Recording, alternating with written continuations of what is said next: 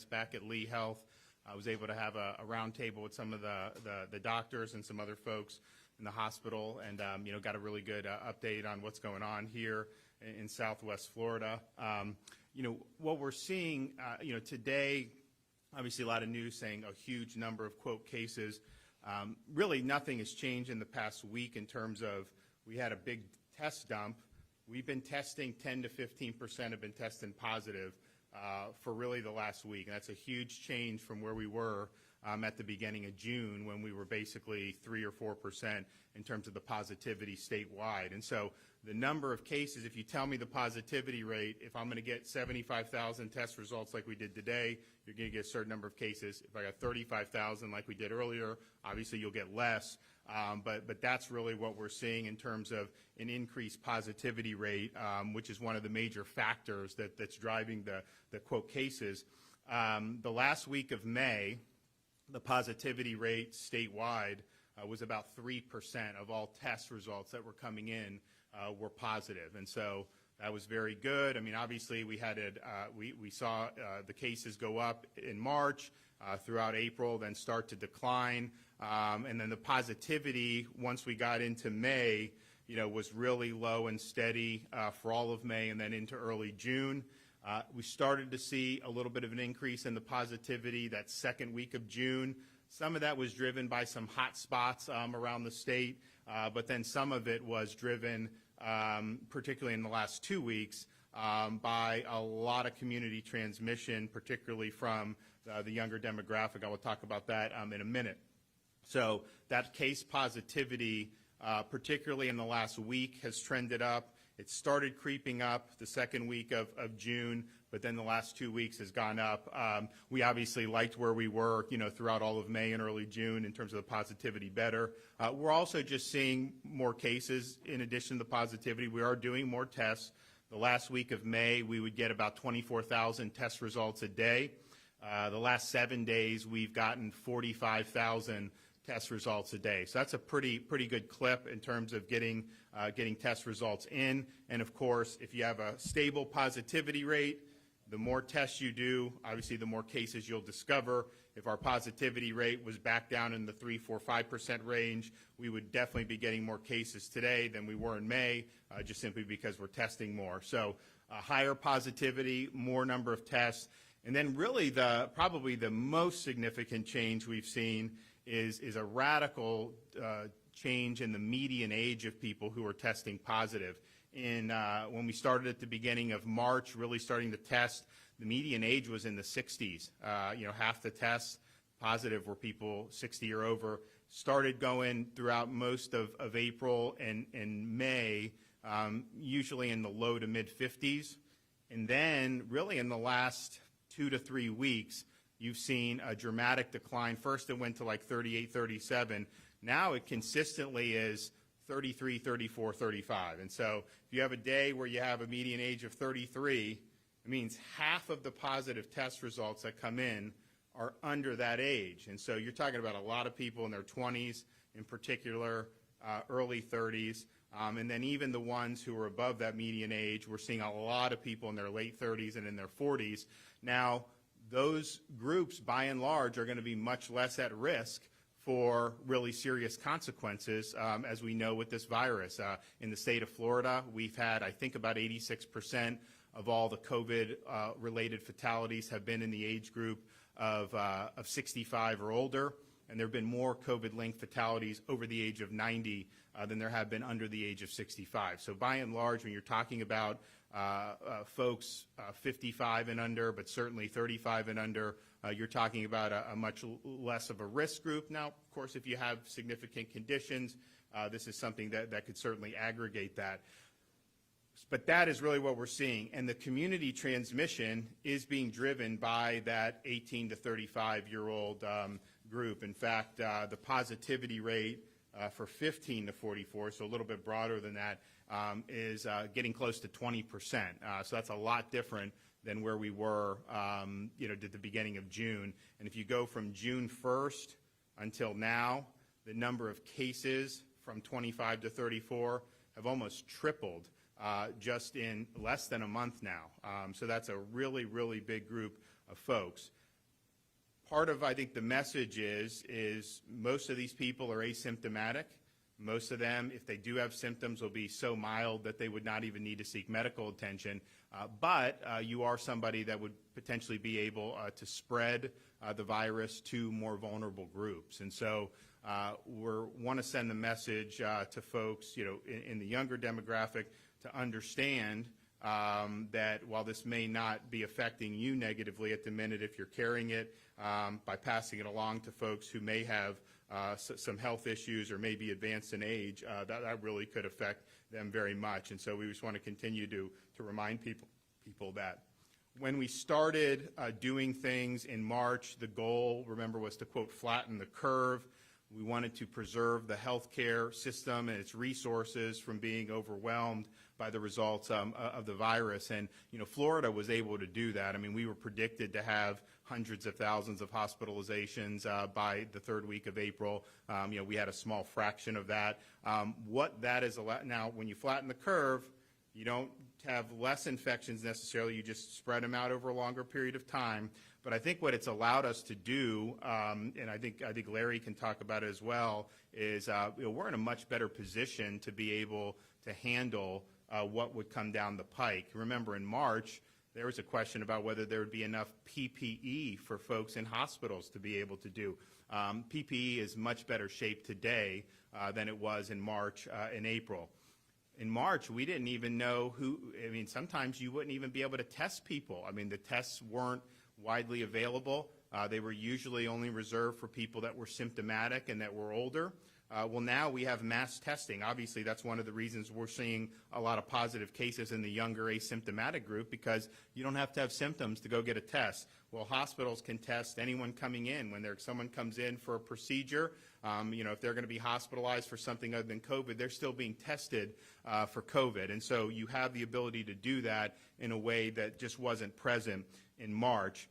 There's also better treatments, better ways to deal with patients. I think the physicians have learned a lot. You do have things like remdesivir that's being used that I think is proven to have some positive effects, which is very, very good. And then it's also given us time to do even more to protect residents of long-term care facilities. So here at Lee Health, they have one of a number of facilities around the state which the state has really worked to help set up in conjunction with systems like Lee Health, as well as with other skilled nursing facilities, to have COVID-only nursing facilities, so that if you have an outbreak at a long-term care facility, not all of those patients will require hospitalization, but if they're contagious, you don't want to leave them in the nursing home and then make the outbreak worse. So you have a place here at Lee Health. There's other places around the state where those folks can be put and have a safe place where they'll be able to be isolated, and that's a really, really good thing. So we do have that, and so it's certainly way better shape in terms of handling this than we were at the time. We've heard a lot about social distance over the last few months. Well, I guess most of the last few months. There was a couple weeks period there where people weren't talking about it when you had some big gatherings out there. But to me, given what's going on with the younger demographic, seeing how you have more spread amongst people under the age of 40, it's really important for folks who may be in some of those vulnerable groups to really understand that you're seeing more community transmission amongst the younger groups. Most of them are probably not going to present with symptoms, and certainly not with very serious symptoms. So continue to be vigilant, continue to avoid crowds, continue to avoid contact with folks outside the home as much as you can. Most folks and the seniors in Florida have done a great job of doing that. Now, obviously, as we got into May and we had a very low caseload, low positivity, got into June, COVID kind of fell off the headlines. I think people were naturally just wanting to more get back into a normal swing of things. Well, now you still want to be vigilant, particularly with a lot of younger carriers out there. So that is something, if you're 65 or older, if you're medically vulnerable, please take the steps necessary to limit that type of close contact. But I'd also say for those who may be in the low-risk groups, understanding that it may be circulating among some of your friends, you have a responsibility to be careful if you're in contact with somebody who is more vulnerable. the state and Department of Health, we've been stressing avoiding the 3 C's, which are closed spaces with poor ventilation, crowded places with many people nearby, and close contact settings such as close-range conversations. And obviously, if you have all those, if you're at a private home, packed in, no outdoor air, a lot of people shoulder to shoulder, and then a lot of close contact touching or talking, that is going to be a bigger risk for transmission. Now, one of the things you're seeing throughout the country, really from coast to coast in the Sun Belt, is you're seeing more cases, particularly amongst young people, throughout the entire region. And I don't know exactly why that region as opposed to other places, but I think part of it may be as it gets hotter, people are going to want to go indoors more and be in the air conditioning. And the air conditioning is not going to be your friend when it comes to the virus. The virus can do much better in an enclosed, air-conditioned space than they're going to be doing in terms of outdoor activities. And so outdoors is your friend, the sunshine's your friend, the heat and humidity is your friend. So as you're doing different things, please keep that in mind. We've also, at the beginning of May, when we did phase 1, advised all Floridians that if you can't socially distance, wear a mask to protect yourself and those around you, and then particularly if you're in businesses that are face-to-face, that have close contact, it's important that you're doing that to protect yourself and others. Continue to practice good hygiene. Wash your hands with soap and water for at least 20 seconds. And of course, if you're sick, stay home. Don't go to work. Don't go out and expose other people. And FloridaHealth.gov has got a lot of information on that. But at the end of the day, we're seeing really, really big positive test results from our younger, less risky demographic in terms of the effects of this, but a lot of asymptomatic carriers and obviously could be asymptomatic transmitters, and that's what I think the concern is, particularly for our vulnerable population, that seeps into some of those folks who would be more vulnerable to the virus. But I want to turn it over to Larry, let him make some comments, and then obviously we're going to hear from some of our physicians. Thank you, Governor. First of all, I want to thank Governor DeSantis for being here with us today. We really do appreciate his attention to the pandemic here. Here at Lee Health, we have been seeing increased cases both in our hospital and our testing. Our positive test rate has been about 13% across the board since we began, but in the last week or so, it's been over 20%. And the demographic is definitely shifting to a younger demographic, with our average age being around 40 now instead of being much older early on. So we're definitely seeing those cases. We have adequate capacity in our hospital right now, where we have 1,300 staffed beds and 1,600 licensed beds. Of interest is that if you look at our COVID positive patients that are in the hospital, only about 20 to 25% are actually requiring ICU care. So our ICU capacity is fine, our ventilator capacity is good, and as the Governor mentioned, our PPE stockpile is much better than it was early on. So we are really trying to drive home the message of social distancing and mask wearing. You know, this community had incredible resolve early on, and we were able to flatten the curve in a very dramatic way, as the Governor mentioned. But I think we're getting complacent. As I go around the community, I see a lot of people not wearing masks. And although you may be 25 and feel that you're bulletproof, you have parents and grandparents, and I bet you know someone who is overweight or diabetic or has heart disease or has lung disease, and they are at risk. And the fact of the matter is you're going to put them at risk. So we really are trying to deliver a message, trying to get to the hearts and minds of the people in this community of why it's important to wear a mask. And if you're not wearing a mask, tell us why. We want to know why you're not. Because for us, it's about really putting resources towards education to the public, to let them know why it is important and how we can make a difference. And as we see this increase right now, we can flatten it again just like we did it before.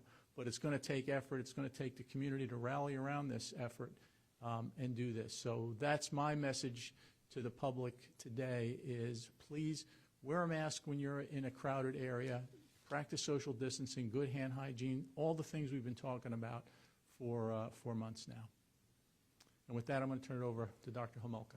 Thank you. And thank you, Dr. Antonucci and his staff, the leadership over the past 3 months during these trying times. And Governor DeSantis for coming down to Southwest Florida and to Lee Health, especially for meetings with us, and discussions over the past several months have been helpful. Last time we were here, we had come up with a plan to open up elective surgeries that were closed. And thanks for the nursing, physicians, ancillary staff. We put those plans into action, ramped them up over several weeks to the point where we're doing a lot of elective surgery now, not quite 100%, but we've made a long way. And I think most patients are very happy. They feel very safe. They're very confident. And I think going forward, hopefully we'll get to where we were before. And I think patients should just realize that safe place to come and feel confident in their care that they're going to get here and that they'll be safe when they're here. And hopefully we'll get to a normal or a new normal very soon. Thank you. Dr. Maholic. Thank you very much, Larry. John Maholic, orthopedic surgery. Thank you again to Governor DeSantis for his leadership through this trying time. I just want to mirror Dr. Homolka's comments about how things have changed at the hospital and also in our private healthcare offices.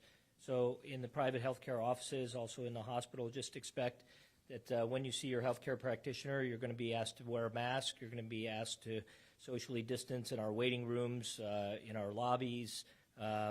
When you come to those facilities, please expect that you won't be able to bring extra people with you to your visits so that we don't unnecessarily crowd too many people into a smaller space and potentially prevent even further spread.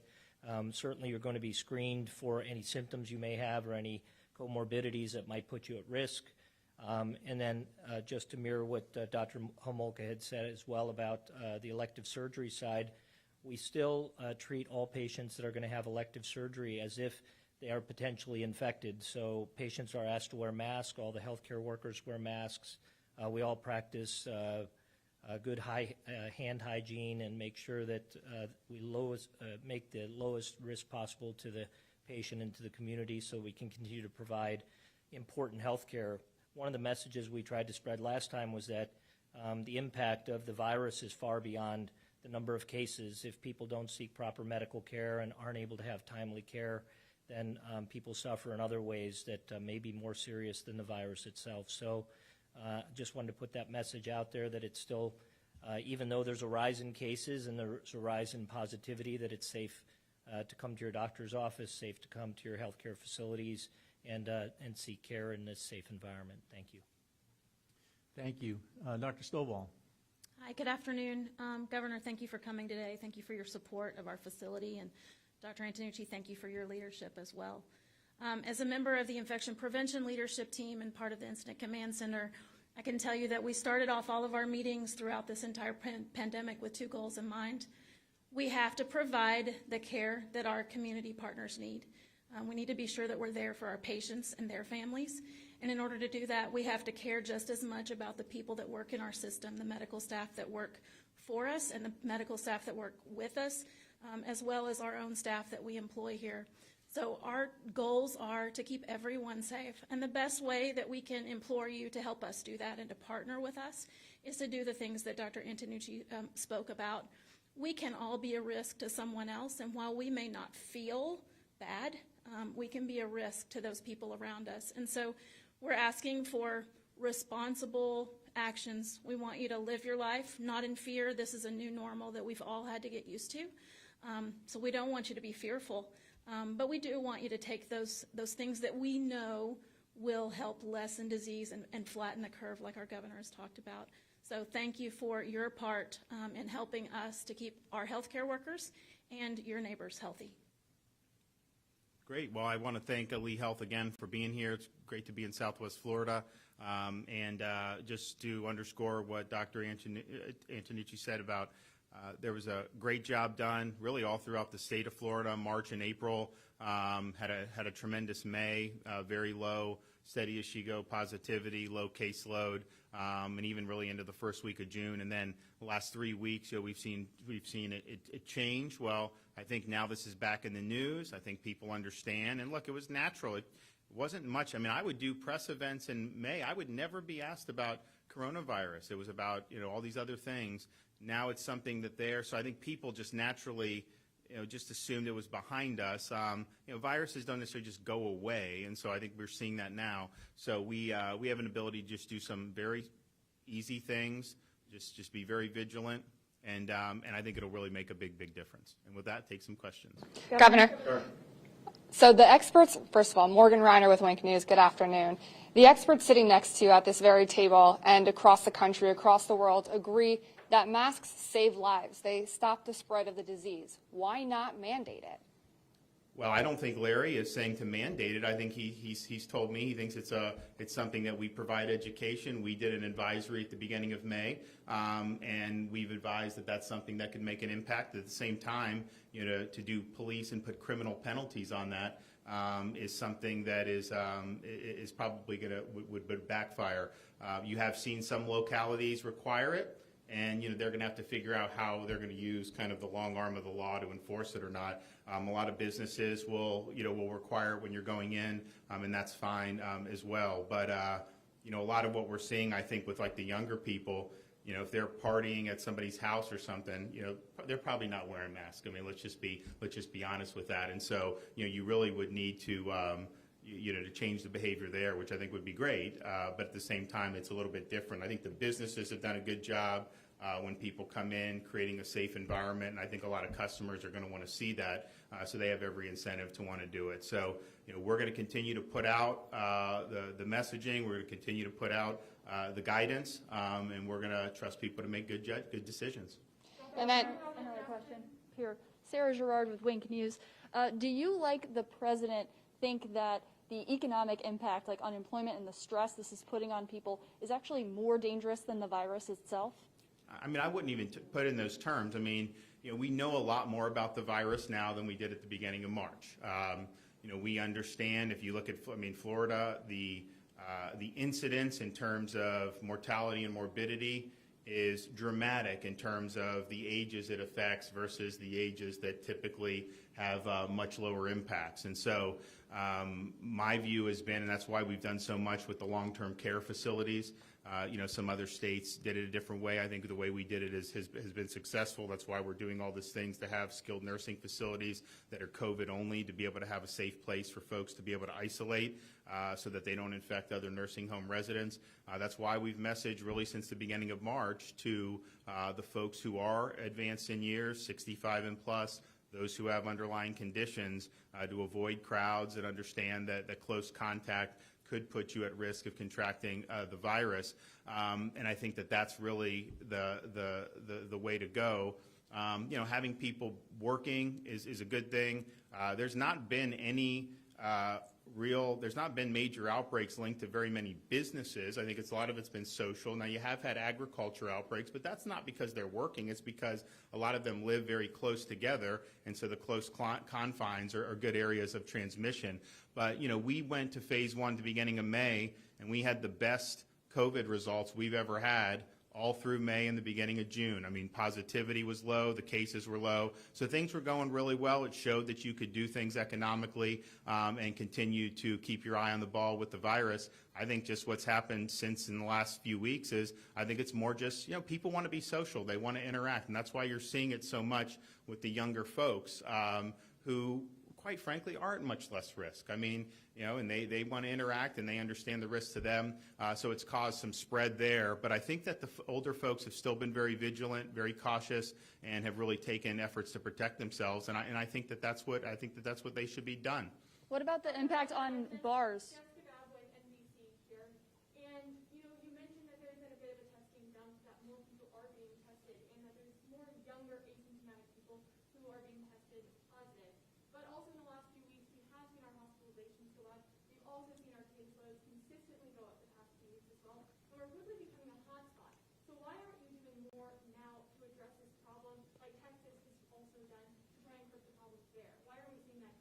Like what? What did Texas do? Well, Texas is pausing their reopening. They've added more limitations at places like bars and outdoor gatherings. Did you see what the DBPR secretary did this morning? I did, absolutely. But Okay, well, so Texas did that, and then they just did that. So what else has Texas done? well, look, there's a Twitter hashtag right now with people in our community all over the state saying they're asking for you to resign because you haven't done enough. So there's a lot of concern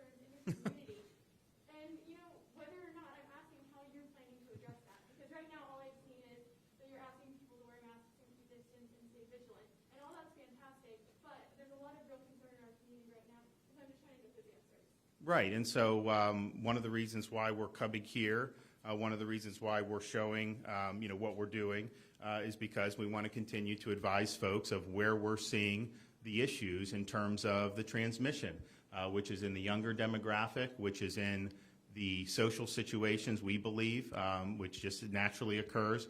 You did see major action taken by DBPR, and that you didn't admit that until I told you about it. And then you've seen other things that are going to continue to be done. These nursing facilities that we've done. Larry, what do you have? 50 patients there boarding there, mid-30s. That's huge to take action to protect our most vulnerable. And we're going to continue to take action to protect those who really are the ones who are vulnerable to this virus, and we're going to continue to do that. And we've stepped up our ability to do that since May, and actually even since June, because we've brought more of these facilities on. That's what you want to do to keep people safe. But I want to see the positivity rate go down, but at the same time, an individual case, to me, I've said from the beginning, is not the most important thing, to look at, because as you see the cases shift younger, that's not going to be as significant clinically as if you have nursing home outbreaks or outbreaks amongst elderly who are going to be more vulnerable. Governor Ron DeSantis, Sorry. Lane with Fox 4 News. I just have a quick question. Piggybacking off what the DBPR did, are we going to see more measures, whether it's scaling back capacity at restaurants? No. So here's the thing. Not the phase one, when people follow the guidelines, we've not had any problems. You've not had any issues. The reason why DBPR took it is because you had people that weren't following it. There was widespread noncompliance, and that led to issues. And so folks just follow the guidelines. We're going to be in good shape. When you depart from that, then it becomes problematic. And so I think that's been clear from the beginning. Remember, beginning of May, we went to this. You didn't see any problems. Very, very good, solid May. Beginning of June, now you started to see more. But part of that is less business than it is social interactions. Governor. Governor. So we've been talking to. Evan Dean with NBC2 here. You've said that we want to trust people to make the right decisions, follow the advisories, wear masks. But you'd also said that people haven't been complying with the guidelines. Younger people aren't wearing masks. Can people be trusted to do the right thing and wear a mask voluntarily? So I think that I think when people saw this fall off out of the news, May wasn't as big, at least in Florida, people weren't talking about it as much. Then you had 2 weeks of protests where nobody was talking about it really. It was like coronavirus was no longer here. I think that people looked at that and decided, let's kind of, we're back to normal. Let's kind of go back and do our thing. And I think now people understand that, you still need to be able to do the basic social distancing and just take the basic precautions to be able to protect yourself, but particularly your family members. I mean, that's really something that's very, very important. And, there's been areas where, for example, we had a 10-person gathering mandate, a limit, a prohibition, in place statewide until, I believe, June 4th. Were there gatherings bigger than 10 people going around? Did you ever see that? Yeah, I think you did. They're still in place in South Florida. I know you've seen a lot of big gatherings there. And so the idea that you're just going to mandate and selectively prosecute people, I don't think that that's necessarily going to work. I do think what will work is, consistent messaging, letting people know what they can do to help protect themselves and to protect others. And then you obviously can have local folks, if they want to do different ordinances. Quite frankly, there's parts of Florida where it just wouldn't make sense. Because you don't have the same cases. It's not something where the incidence is as high, and I think it would present some problems. You've also had some sheriffs come out saying they won't enforce any types of those mandates. So I think at the end of the day, we advised it almost 2 months ago. We've continued to do it, and I think that's the better approach than to try to prosecute someone criminally for it. Governor, Do you have any reaction to the quarantine measures that have been put in place by other states for people traveling from Florida to, say, New York, New Jersey, Connecticut? Do you agree with those measures? Are you concerned it might hurt tourism because people might not want to come here? Well, look, when we did that from New York, we were in a situation where most of the people fleeing there were going to southern Florida. So it wasn't just doing it for my health. I think we were doing it because, we were concerned that that was going to accelerate the outbreak in southern Florida. Obviously, we don't have as much concern about that. I think the virus has run its course in New York. And so that was why we did it. I mean, they got to do what they got to do. But I'd say our situation here, is much different than what you were seeing in New York City. If you compare the fatality rate per capita between Florida and New York, they have 10 times more fatalities per capita than we do. We are testing a lot of people. Obviously, we're getting a lot of younger asymptomatic people testing positive. But in terms of the disease burden, it was much different there than it is here. Now, obviously, we want to continue to work to have fewer folks in that younger demographic test positive. We are working on that. I know folks throughout the state are working on that as well. But that's a different problem, I think, than what you saw earlier. And I think they did a thing with the Vice President, Dr. Birx, today, talking about what's going on in the Sun Belt. And just pointing out, we've seen a lot of dramatic case increases. We've not necessarily seen, as dire clinical consequences as you saw in those areas. And she made the point that it is a little bit different. So, but we are very much in the fight, as we've been the whole time. We have great capacity with our healthcare system. Not only here, what Larry has around the state, very, very good. They're well positioned to help people, if they need help. We have the adequate PPE. We have mass testing. Anyone that comes in the hospital can get tested now.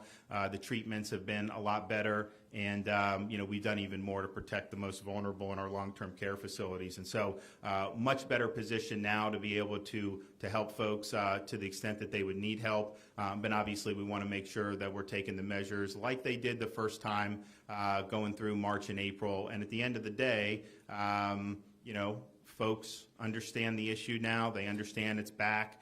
They understand that it's something that we've got to deal with, and I think a lot of people are going to want to do that. So I really appreciate folks like Lee Health, what you've done to put forth a very strong, consistent message to the community, and we're going to continue working with them and other folks to make sure that the message continues to get out, and that folks will will heed some of the advice. A lot of this stuff is very simple. These are not earth-shattering actions that need to be taken. A lot of simple actions can go a very long way, and particularly for folks who may be in those younger demographics, it can make a big, big difference. All right, thank you. Governor, I have one more question.